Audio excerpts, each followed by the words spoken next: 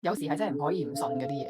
好靚㗎。點解你嗰個夢咧可以同現實接軌咧？我當年放養佢哋係因為我媽咪仲未話可以養佢哋啊嘛，所以佢哋仲係流浪貓嘅身份。跟住咁尾佢有個妹妹嘅，佢個名咧就叫做小糖果。嗰陣我仲做緊大學啦，小糖果有一陣咧就消失咗，可能1個半月咁樣咧。跟住我深刻都知道，其實可能係因為嗰排我太忙咧，即係陪佢陪得唔夠多，所以佢就走咗佬啦。我夜晚咧瞓覺之前咧，跟住我就祈禱啦，我就同表妹講，我話你幫我帶佢翻嚟啦，今次我一定會好珍惜同佢一齊嗰啲時光，我一定會好好珍惜佢，我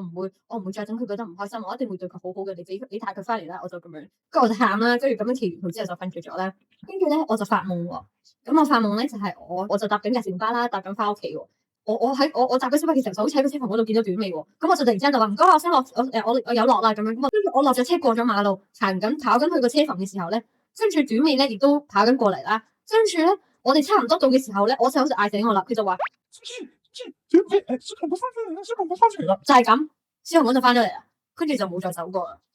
真係真事嚟嘅喎，真事嚟㗎，有時係真係唔可以唔信嗰啲嘢。短尾都幾鬼靚㗎。